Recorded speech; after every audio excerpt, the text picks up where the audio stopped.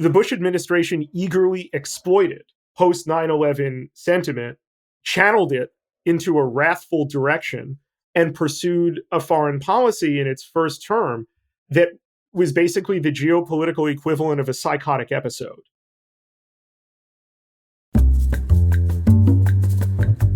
Welcome to Global Dispatches, a podcast for the foreign policy and global development communities and anyone who wants a deeper understanding of what is driving events in the world today.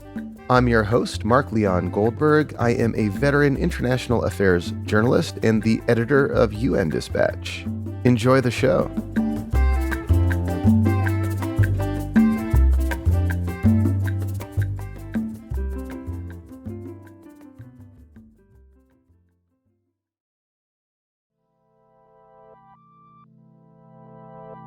It was 20 years ago this month that the George W. Bush administration began its ill-fated invasion and occupation of Iraq. The ostensible justification for this war of choice was that the Iraqi regime had weapons of mass destruction that it might someday use against the United States. This premise proved to be false, and today the Iraq War is widely regarded to have been a massive strategic blunder. It resulted in the deaths of over 4,000 American service members and hundreds of thousands of Iraqis. I'm joined today by journalist Spencer Ackerman, who, when we were both early in our careers, was one of my go-to sources for news and analysis of the unfolding disaster of the U.S. occupation of Iraq.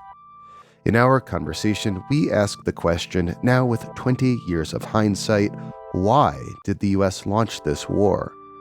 We also discuss the many lasting legacies of this decision on U.S. foreign policy and international relations today. Spencer Ackerman is a foreign policy columnist for The Nation and writes the newsletter Forever Wars. He is the author of what I believe to be the best foreign policy book of the last decade, Reign of Terror: How the 9/11 Era Destabilized America and Produced Trump. I highly recommend this book, which is now out on paperback. As always, if you have recommendations of topics I should cover, people I should interview, or you have anything on your mind, I would love to hear from you. You can use the contact button on globaldispatchespodcast.com to reach me. I read all of your emails. I'll respond to all your emails. Thank you. Now here is my conversation with journalist Spencer Ackerman.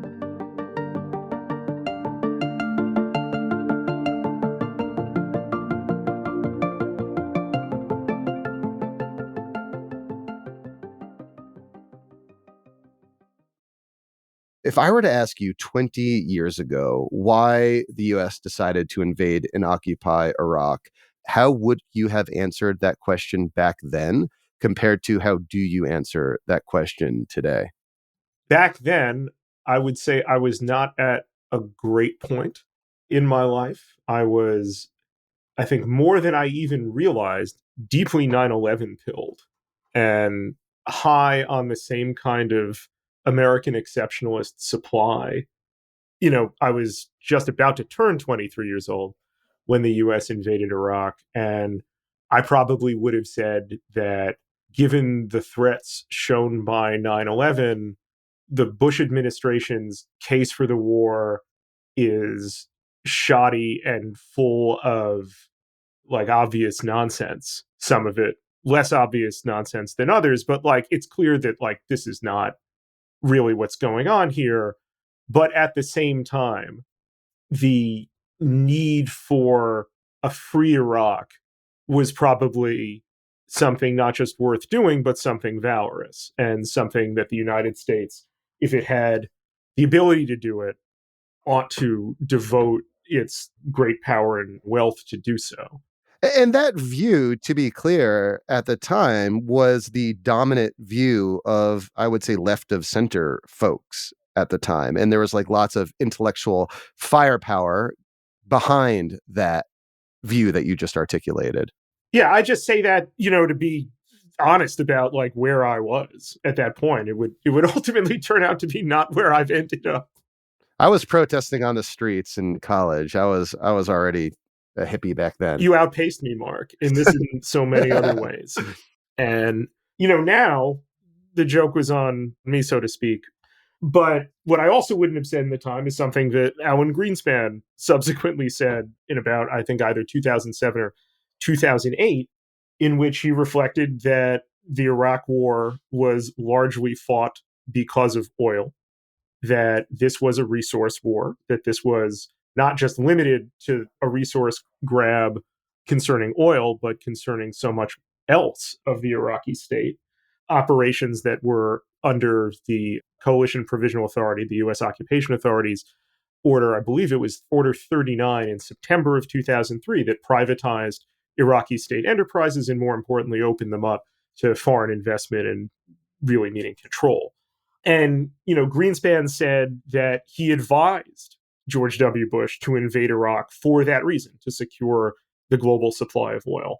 Is that the only reason? No. But, as much as ideology, I think, in Washington that's roughly stretching from neoconservative to liberal internationalist will kind of go to great lengths to, complicate or outright deny. The reason why the United States focuses on this region is because it is fundamentally so resource rich and so important for basically the global economy, because we are in a hydrocarbon capitalist economy. Beyond that kind of base layer, the 9/11 attacks to many were a sign of vulnerability, and it created an enormous amount of public fear. And unscrupulous politicians in the Bush administration, and gone along with by many in the Democratic Party's foreign policy apparat at the time, and indeed in the media, used those attacks to transform the limits of what was possible and acceptable uses of American military power. Not obviously unlike any that had ever come before, but operating with minimal constraints, whereas previously there would have been even more opposition to invading and occupying Iraq and remaining in that position than there were. It would have been vastly more difficult had 9/11 not happened, and had the Bush administration not made the most hysterical and fear inducing argument, to the point where, even though Bush stopped somewhat short of saying this, on the eve of the invasion, something like 70% of the country believed that Saddam Hussein bore some responsibility, like active responsibility, for 9/11, which was never true. And there was like this concerted effort by supporters of the war to muddy those waters and to try to make the case that Saddam had something to do with 9/11, again, in order to like justify an invasion and an occupation that they were promoting at the time. You just briefly touched on this, but in addition to, I guess, what's fundamentally like an imperialist project of resource extraction in a foreign country, what role do you believe that ideology in general and neoconservatism in particular played? And how would you define neoconservatism as it existed back then? So, as it existed back then, neoconservatism was fundamentally an imperialist project, highly militarized vision of foreign policy that also had to do with a certain sense of American messianism. That, in one sense, and you saw this in a lot of neoconservative, overwrought laments for the supposed peace period of the 1990s, that there was something that would be allowed to corrode in the American character if the United States were not waging some history generating war. And after 9/11, many neoconservative adherents within the Bush administration had the sponsorship, because this was fundamentally a bureaucratic alliance that served each other's purposes, with traditional American militarists like Dick Cheney and Don Rumsfeld, who were very interested in maximizing the American unipolar moment after the end of the Cold War to ensure a sustained period of American dominance geopolitically and geoeconomically throughout the next century. This was basically an opportunity to expand the limits of what American hegemony could achieve and demonstrate after the attacks of 9/11 that challenges to this both A, would not be tolerated, and B, I don't think they would put it in these terms, but could be marshaled for this broader hegemonic project. And specifically, the neoconservatives argued and presented to the public that this was all done, that is to say, the invasion and occupation of Iraq, in order to promote democracy. And that went out the window pretty quick, I would contend. I mean, one of the ultimate epitaphs for this is in 2020, when, after the United States assassinates in Baghdad the Iranian external security chief, Qasem Soleimani, the Iraqi parliament immediately registers outrage and votes to expel US troops from Iraq. And almost immediately, the State Department issued a statement like few I've ever seen from them, informing Iraq that no such departure will take place, informing Iraq that future parameters for discussing the US troop presence are going to be limited at what the function of that troop presence will be, not whether it will be. So at that point, you really had, if nothing else had changed your mind up until that point, there is this bitter epitaph where the United States made very clear that the Iraqi democracy that it set up, and that 4,500 US troops, 3,500 contractors, and an untold number of Iraqis, estimated in the hundreds of thousands, possibly in the millions, died for this. And the Iraqi parliament learned from the US State Department that Iraqi democracy ends where US military interests begin. Iraqi democracy can't and won't touch the US presence.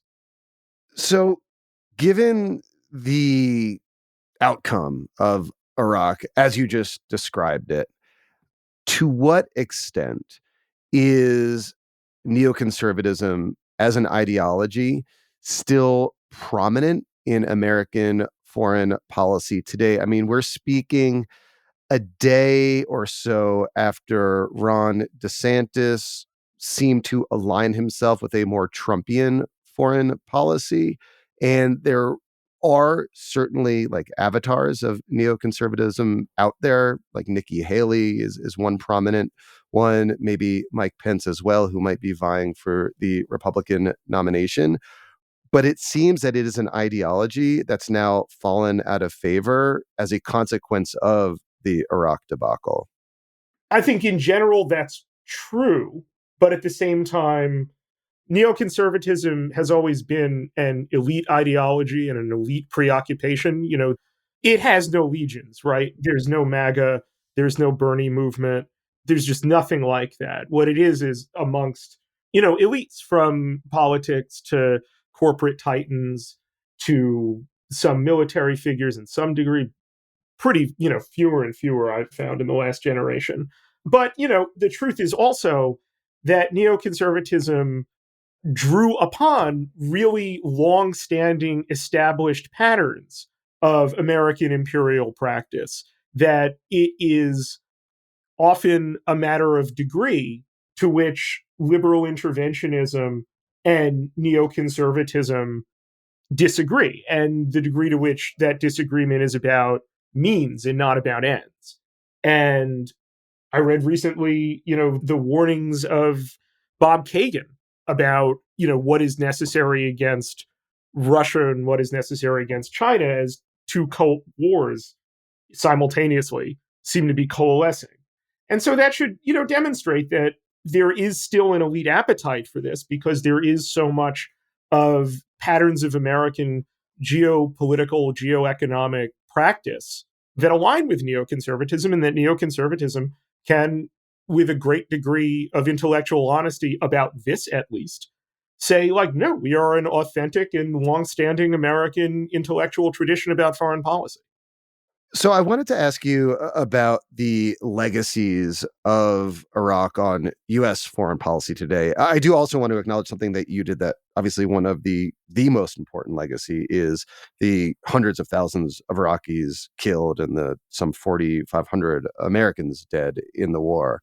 But looking at the impact of the decision 20 years ago to invade and occupy Iraq, and the lasting way that that has shaped American views about foreign policy, it would seem that, just as you acknowledged at the start of the conversation, that one of the reasons that Bush was able to launch this invasion and occupation of Iraq was that the American people overwhelmingly supported it.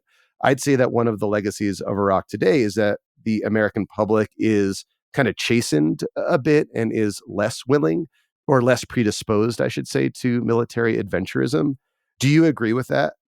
I have some disagreements. I think, in general, people like us who talk about foreign policy and national security tend to conflate poll numbers for depth of support. The fact of the matter is foreign policy, there are many things about the American project right now that are pretty undemocratic. But, foreign policy, even in its normal, whatever normal means for, the American last century, at its normal kind of resting state, is going to be a pretty undemocratic enterprise. And so I think it misstates things to cast the Iraq War as a popular enterprise, as if people were out in the streets demanding an invasion, when in fact what was happening was people were out in the streets demanding that no such invasion occur. What I mean by that is that the Bush administration eagerly exploited post 9/11 sentiment, channeled it into a wrathful direction, and pursued a foreign policy in its first term that was basically the geopolitical equivalent of a psychotic episode. And it used the way that they were able, through fear mongering, through, calling triple amputees from Vietnam, mashing up their faces with Saddam Hussein and Osama bin Laden. And you're referring to the Georgia Senate campaign, Max Cleland. Who voted for the war, and that still happened to him. For those who may not remember, in the 2002 election, the Republican Party, with the full support of the White House, basically made the war on terror a voting issue, and you were either with Bush or you were with the terrorists. And they were very happy to use that message. It was a moment where you saw how the Bush administration very clearly was willing, able, and eager to use the post 9/11 political climate when it favored them. And accordingly, after that, the numbers for the war, I don't think really generated any of that. It was a reflection of that already being out there. So I don't know if that counts as a quibble, but I don't think that we can really say the Iraq War was, the result of public enthusiasm. I think that what existed for it was channeled and directed in a pretty cynical fashion. Nevertheless, the legacies of the Iraq War are so many. Behind that question, that presentation, is something very true, which is that seeing not just how cynically the war was marketed to America, it was delivered. I think this gets, somewhat less appreciation than it ought to, on promises that all of these amazing things would happen, that we would be greeted as liberators, that, Iraq would become this new ally, that a new birth of freedom would bloom in the Middle East and accordingly wipe away any enthusiasm for Al Qaeda, which was always a vastly overstated phenomenon as well, one that meant the end of a tremendous amount of people. All of that, when that started to be exposed for being really bitter at the minimum misforecasts and deep acts of irresponsibility, violations of the public trust, and violations certainly of international law, that made the enterprise crater and made people so much less receptive to a foreign policy that dressed, militarism up in the most cynical and idealistic of presentations. That's one. Also, we live in, a moment where the United States likes to say, with justification certainly with Russia, that it is having the great powers, China and Russia, routinely violate the rules-based international order, or, in China's case, it's usually something more like shows that it's not interested in abiding by the established rules of the rules-based international order and so forth. This was a period in history where America was at the absolute apogee of its power and faced the fewest constraints, even in a setting of global hegemony after 9/11. And this was how the United States exercised that power, by blatantly violating the United Nations Charter, engaging in an act of, you can only call it aggression in the parlance of international law. This was an aggressive war, justified ultimately baselessly.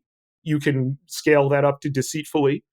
And nevertheless, when the United States violates all of that, it does so claiming that ultimately it will strengthen that international order. George Bush used to say that this, he would urge the United Nations to vote for the Iraq invasion, to bless the Iraq invasion, by saying, put some calcium in your backbone. This will make the world safer ultimately. In 2007, Vladimir Putin goes to the Munich Security Conference, and ever since 2014 and then again in 2022 with the full Ukraine invasion, we've gone back to the Putin speech at Munich again and again.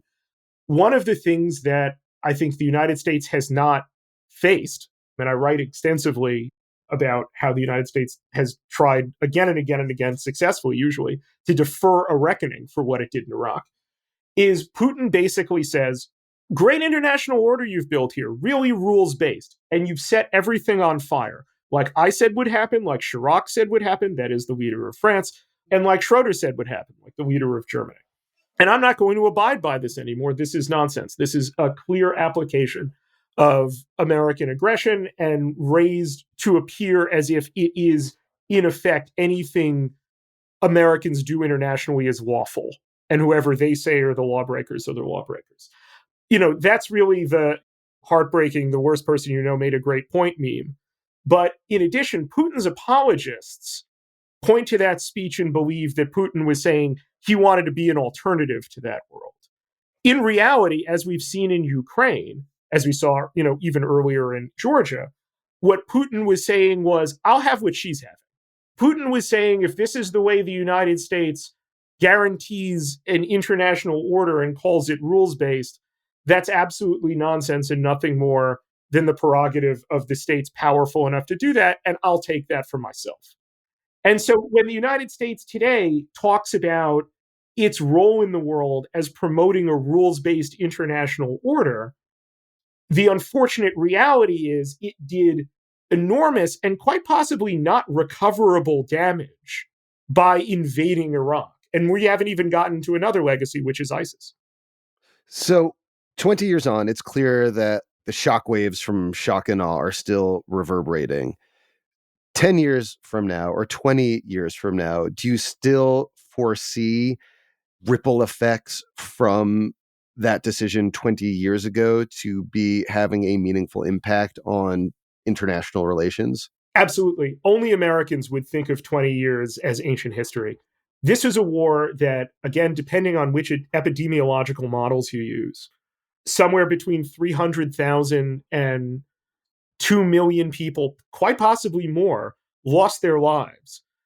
More than 4 million others became refugees. Eventually, it generated enemies worse than it went to destroy. First, with the establishment of al-Qaeda in Iraq, which did not exist before the US invasion, then metastasizing after the US claimed to have crushed it into what would become first the Islamic State in Iraq and then the Islamic State in Iraq and Syria. I think it's quite possibly imprecise to say, the after effects of this decision, because the effects are still happening. 2017, the US-backed and Iranian-backed Iraqi security forces fought one of the most grueling battles of urban warfare since the World War II era, and that was in Mosul. There are still, I think, something like 50,000 people just across the border at Al-Hol in Syria who are basically living in an open-air prison patrolled by the United States' mostly Kurdish allies, some of them being former ISIS fighters, some of them being relatives of them, many of them being simply civilians who were trying to flee Raqqa, the former ISIS capital in Syria. And this situation has festered for years. It would be irrational and ahistoric to expect that there wouldn't be continued ripple effects from this. We were recording this days after the Chinese brokered and guaranteed a bit of a détente between the Iranians and the Saudis. Well, if there was a winner of the Iraq war, it was probably Iran. It was probably also the U.S. military-industrial complex, but certainly, as an external force, Iran capitalized and expanded its power in the region once it realized how expertly it could exploit compounding American mistakes. And then the following decade, in addition to dealing with ISIS, another legacy of the Iraq invasion, the United States crafted for the better part of a decade a foreign policy predicated on assembling, marshaling, and resourcing a coalition of allied states in the Middle East against Iran that would ultimately knit together, as we saw with the Abraham Accords, Israel and the Gulf states. And now this is a sudden complication thrown in that work. So, I don't mean to be a kind of monocausal crank and say that, everything that's happened since is the result of the Iraq war, just to say that I think we have tended, because it's such an ugly period in such an irresponsible and such an unfinished period in history caused by the United States, that we tend to minimize the legacy of that decision and believe in some sense that the 2007 to 2008 Iraq surge that brought down U.S. troop deaths and to some degree brought down Iraqi civilian casualties somehow kind of settled everything. I am something of a monocausal crank when it comes to the Iraq war. And I would just add as a coda of the sort of geopolitical winners of Iraq, you noted China brokering this Iran-Saudi deal. I saw the other day that China and Iraq have decided to settle their bilateral debts in the renminbi as opposed to the US dollar, which seems to say volumes. Do you want to just quickly explain that? Because, maybe your listeners, need currency diplomacy lessons. Yeah, when two countries owe each other money around the world, it's typically done in US dollars. Chinese diplomacy, as of late, has been seeking to exclude the US dollar from those transactions in order to make the Chinese economy more resilient to potential US sanctions. And it's just fascinating to me to see that in the year 2023, China and Iraq were able to effectuate that deal to settle their debts in the Chinese currency.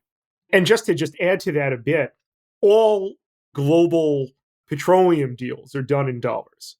And there is a tremendous amount of speculation, some of which the Saudis have kind of stoked in terms of expectations, that they're going to come up with at least some kind of either financing or other vehicle for oil sales to China in renminbi. And to have that happen in Saudi Arabia will be seismic. And if it also happens, because of course Iraq has the second most oil reserves in the world, in Iraq would also be quite a turn of the historical ratchet. Well, Spencer, thank you so much for your time. Thank you so much, Mark. It's always great to talk to you.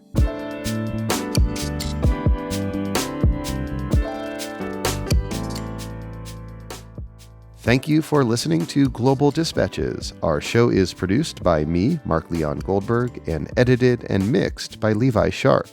If you have questions or comments, please email us using the contact button on globaldispatchespodcast.com. Before you go, do take a moment to show your support for the show by becoming a premium subscriber. If you're listening on Apple Podcasts, you can do so with a couple taps of your thumb. If you're listening elsewhere, you can go to patreon.com/globaldispatches.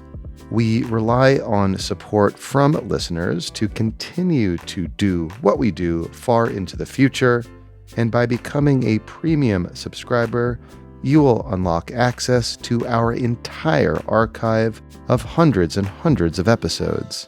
please rate or review the show on Apple Podcasts.